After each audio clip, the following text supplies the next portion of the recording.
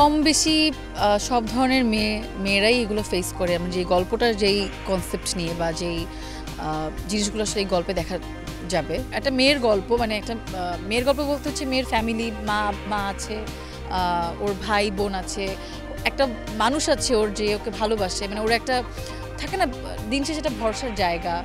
ও অনেক কিছু ফেস করে মেয়েটা, বাট তারপর হচ্ছে ও একটা মানুষের সাথে ও শান্তি পায়। যত যাই হোক না কেন, ওই মানুষটাকে চায়ও না যে ও ইনভলভ হোক ওর লাইফে, মেয়েটার লাইফে, তাও হচ্ছে ওকে ওর কাছেই যায়, বিকজ ওই বলে না যে ব্রিদিং স্পেসটা পায়, একটা নিঃশ্বাস নেওয়ার একটা জায়গা পায়।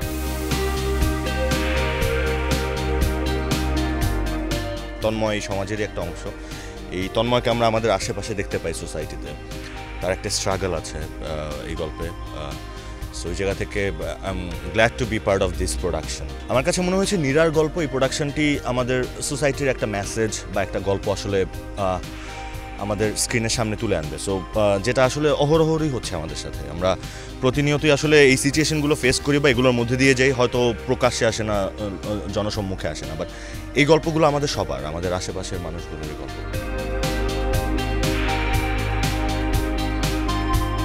নীরা চরিত্রটা আমাদের সময়ের একটা সময়ের প্রতিনিধি বলতে পারি। নীরার একটা সময়কে প্রেজেন্ট করছে নীরার মাধ্যমে, যেই সময়টা আমরা আমাদের চোখের সামনে দেখছি, আমাদের চারপাশে দেখছি, কিন্তু কখনো কখনো আমরা এটা নিয়ে কথা বলতে পারছি, কখনো পারছি না।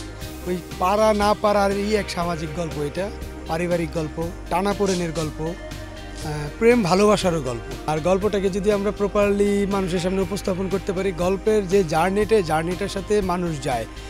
যেমন যদি আমরা একটা উপন্যাস পড়ি বা কোনো একটা গল্প পড়ি, গল্প পড়তে পড়তে যেটা হয় যে ওইটার জার্নির সাথেই আমরা কিন্তু যাই, ক্যারেক্টারগুলি আমাদের মতন করেই আমাদের চোখের সামনে আসে, আমরা তার সাথে যাই।